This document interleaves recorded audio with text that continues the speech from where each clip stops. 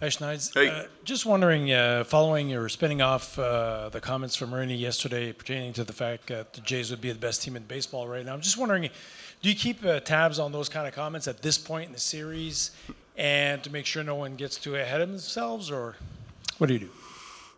Adam fills me in on some of these comments, I think anything these guys are saying right now, they've earned, and I think that they truly believe it. It's kind of like when Ernie said, I love our chances in the ALCS when we were down 3-2. I think that's what they genuinely believe, and I love their confidence. On the back right, Bill. How's George Springer, and what has he done the last 2 days to get back on the field? George is feeling better. He's hitting the cage today. You guys probably saw him running outside. He hit off the machine velocity, and we're kind of just seeing how he responds from that. So I think better than he expected to feel, better than we expected him to feel, which is saying a lot. And just trying to juggle right now how he's going to feel in about 30 minutes after doing that stuff, and what's best for him and what's best for the team. So I think if he's not starting, there's a definite chance, if he can pinch hit, I think he'll be ready to do that. So I'm juggling a lot right now to kind of see how everything unfolds and who else it affects. But Georgie's made some significant progress. Could you talk about what he means to this team, and especially when you miss him in the lineup? Yeah, he's had an unbelievable year, and I think that he has done a phenomenal job of kind of setting the tone for us, not just at the plate, but kind of in the clubhouse and keeping tabs on guys. It's been fun to watch him. It's been really fun after a tough year last year for him and us. The production is the production, but I think kind of how he goes about his day-to-day with everyone in there is just as important. A few rows up, Ben. Hey, John, just hiding back here. Just wondering with Vladdy, how do you view the idea of protection with him? Like, is it guys ahead of him in the order getting on base so that they can't intentionally walk him, or is it guys behind him to create that threat of damage? I think it's both. You try to build a lineup to where, guys will be on base for certain guys. And then what is their offensive profile like? Is it contact? Is it damage? I think Vlad is going to be pitched how Vlad is going to be pitched no matter who's in front or behind him. And guys have done a good job of getting on for him. So that's kind of how we view it. I think guys, if it's Nate hitting in front of him or if it's Bo hitting, whoever's hitting in front of him, I think they understand that they're probably going to get something to hit, you know what I mean? Because he's standing on deck, and then it is kind of important who's behind him too, you know what I mean? So we've seen the bat be taken out of his hands. So you got to have guys that can do some stuff behind him. A bit further to your right, Shy. Hey, John. Hey. A couple things. First, with Vladdy, the ability that he's shown throughout the postseason to not chase damage, not try to force a moment, but just be patient. How have you seen that evolve for him? The ability to just kind of hunt the pitch and get it and not try to expand to try and create something. I think that he's always kind of been that kind of hitter, and this postseason has been pretty remarkable in terms of power and strikeouts, lack of strikeouts and not a lack of power, So I think it's a good hitter being in a good rhythm, There's always a fine line with. I feel like a lot of people think of Vlad and they think of home runs. I think of Vlad and I think of a hitter that hits the ball so hard he's going to hit it out of the ballpark. So when he's at his best, that's what he's doing. And last time Tommy Edman hit right-handed against Trey as opposed to left-handed. Just what do you read into that, and how does that maybe change game planning for him? Because you're obviously assuming he's going to be left-handed, but then he's turning around. Yeah, we weren't sure. I know he's done that before in his career against some righties with kind of similar pitch profile and pitch mix. So we weren't sure what he was going to do. We kind of had a plan A and a plan B. It doesn't change much, but I think it kind of changes where we're positioning everyone. You know what I mean? Because there's not that much batted ball data that says Tommy Edman versus righties. So you're trying to maneuver that as best you can too. Up front of your left, John. John, good to see you again. Likewise. Maury, the Roz and Mocha Show. We've talked so many times about how incredible Blue Jays fans are, but I didn't know if you knew this, and I want to get your take on this. It is so awesome that back in Toronto, upwards of 30,000 fans are going to Rogers Centre to watch the games on the big screen, and there's the roar of the crowd every time you guys do something awesome. What is your take on how cool that is? It's pretty remarkable. I've seen the videos, and it's nice that we have a dome, and it's not raining or cold, but to see that, we feel that. You know what I mean? We feel that out here in LA. We understand what it means to the city and the country, and I think it's just remarkable. There's watch parties, and then there's watch parties. That was awesome. We're thrilled that we're going back there to play. We still got to focus on tonight's game, but the fans kind of become a part of you, and you want to kind of do that for them too. We'll stay here with Daniel. Thank you. Hi, John. Hey. Talking with Bo Bichette last night, he said that he sees Andres Gimenez as a big game player. Yeah. Would you agree with that? That's part one. And number two, how proud are you of Andres knowing everything he's been grinding this year with injuries and the adversity that he's faced? Oh, man, I couldn't agree more. Himmy, I say it about Himmy. To me, this is like the biggest compliment you can give a guy is he's a baseball player. He understands situations of the game. He understands how he can impact it. He's usually always in the right spot, defensively, kind of being the quarterback of the team out there. I've been really, really impressed with him and basically everyone, how invested and locked in they are to every at-bat and what that at-bat means. What do I need to do right now? So for Himmy, man, like when we acquired him, I was thrilled. I've admired him from afar when he was with New York and Cleveland, and I can see why, you know what I mean? And then just getting to know him, not just as a player, but to know him as a husband and a father and a friend and a teammate to these guys. He's so well respected, and he has battled. Multiple injuries, and I think it's really cool that he's coming through in big moments right now because he's such a big part of our team.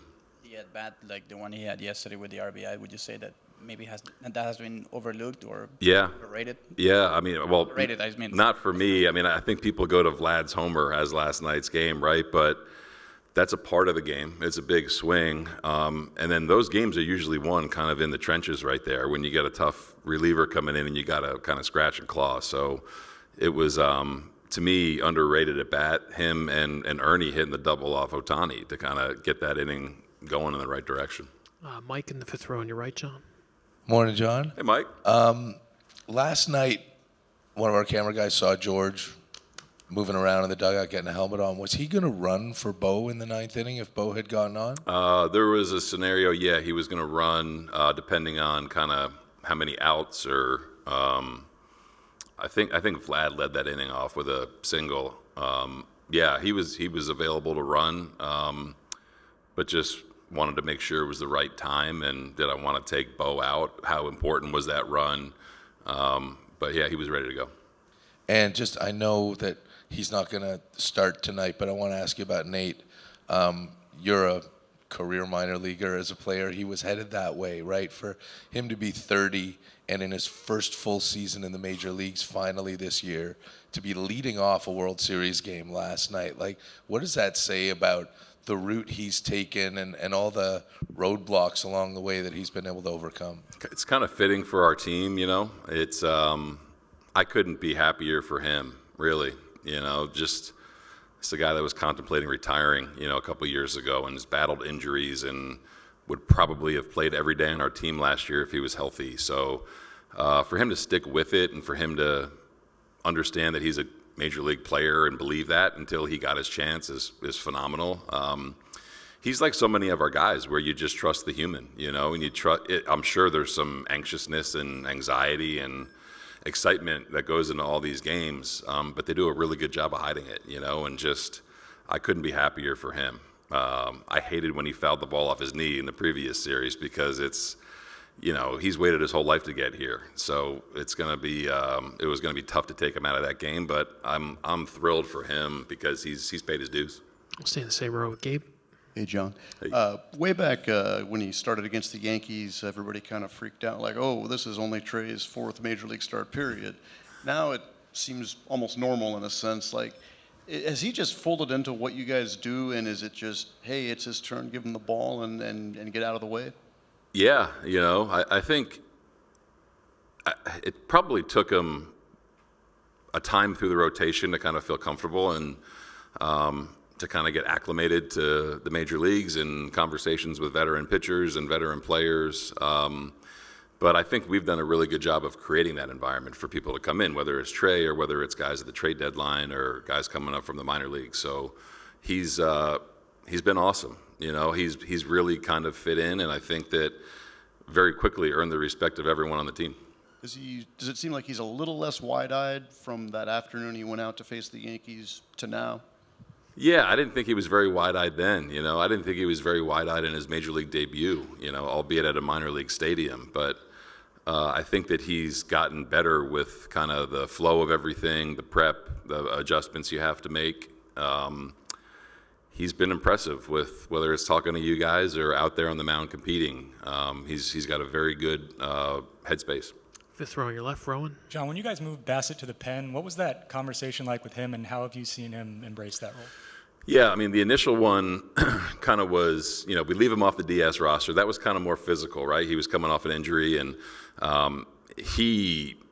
Chris is so great. I mean, the conversation was easy. It was, you're going to pitch out of the pen because we know you can be flexible. And he said, I don't care if you start me, I don't care if you close me, I don't care where you pitch me, I just want to pitch. So he's really gone up, in the circle of trust, if you will. His first outing was kind of a nondescript. We were down against Seattle, but I think he's earned the right to be in any spot. You know what I mean? It's not easy to do, but I think at this stage of the season, man, you just kind of trust people. Chris has been one of our best pitchers for 3 years, and we trust that the routine that is different won't affect him, and he's throwing the ball extremely well. Dave in the third row on your right. John, Max said a few days ago that Chris was a big recruiter of him to come here. And just how much has Bassitt kind of been a part of the fabric of this team, and how has that helped him, you think, translate into the role you asked him to do even this fall, just because he's so all in to it was such a unique offseason last year for us, kind of knowing where we were going to be. Certain people, certain players, certain everything, right? And I think conversations that we had with Chris, were very, very important. They were productive, and I think kind of getting everyone going in the same direction, that probably helped him explain to Max what was going on here. But yeah, Chris has been a voice on this team for the entire time he's been here, and continues to be one even though he's in the bullpen, But he is. Our team is they're very similar, where they're very selfless. They don't care about if it's one guy one night or another guy another night. But Chris really exemplifies that. He'll do anything for the guys. Ron in the second row. Why do you think in the last year or so we've seen such a revival of use of splitters? I think going back a few years, I think certain people thought they couldn't throw it. They couldn't actually get their fingers wide enough. And I think, like anything, pitch design, has changed. And I think guys have figured out different ways to grip it. Like Gauze is different than Trey's. Trey's is different than Sir Anthony's. Yariel's is different than, they all hold it a little bit differently. So I think pitchers have gotten to the point to where they understand that pitch works against certain swing types that are pretty prevalent in the league, and they figured out ways to kind of manipulate to get the same action. Do two more on the sixth row on your right.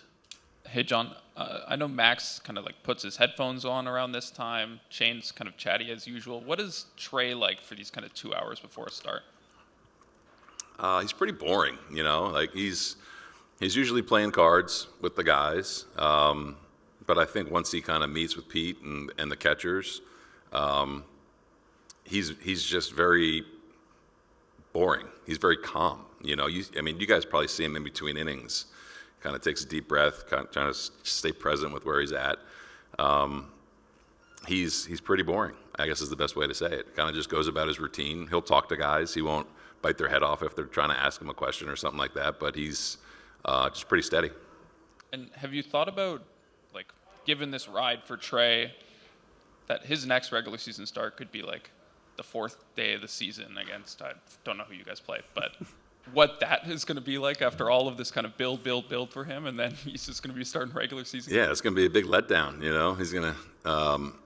I've been saying that regular season is going to be boring for me now. You know what I mean? Yeah, it's wild. You know what I mean? Just to throw a guy in where we did and to have bigger and bigger games every time he pitches has been pretty wild. So we'll think about that next year, but want him to stay focused on what he's doing. One row ahead. We're going to do 2 last quick ones because I know we're at time, but go ahead. Hi, John. Hey.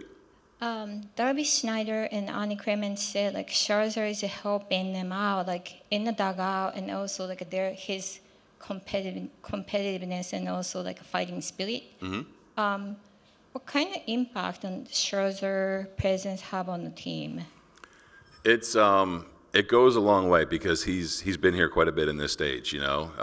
Max talks to everyone, position players, pitchers, me, Pete, Donnie, DeMarlo.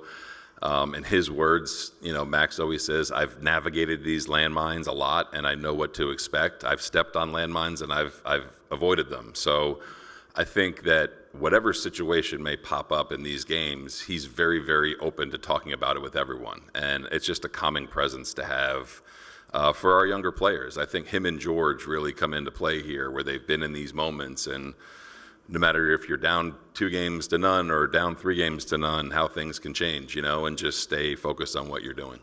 And we'll go far back with Bradford. John, there's been a lot of attention paid to the ability of your hitters to avoid strikeouts. And, of course, this comes at a time in the industry where the last few years there's been a lot of talk about ways to get more balls in play in general. And from your perspective, how much intention was there to craft that style of offense for your team? And how much influence do you think that can have given the amount of success that you've had? Yeah, we tried to thread the needle a little bit with that, going from last year to this year, understanding that our main guys make a lot of contact. Bo, Vlad, Kirky, George. There's guys with different profiles. So we leaned into it a little bit, and I think at the same time you don't want to I always call it just playing ping pong. You know what I mean? I think last year was pretty similar in terms of contact rate, maybe a little bit lower, but.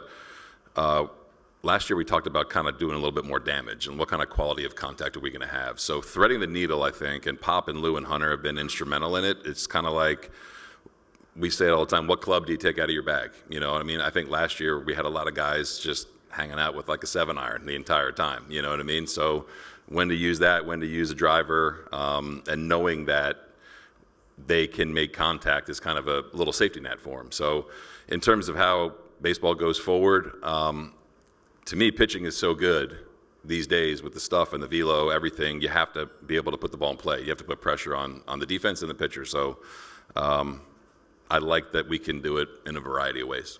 All right, John, thanks so much. Best of luck tonight. Appreciate it.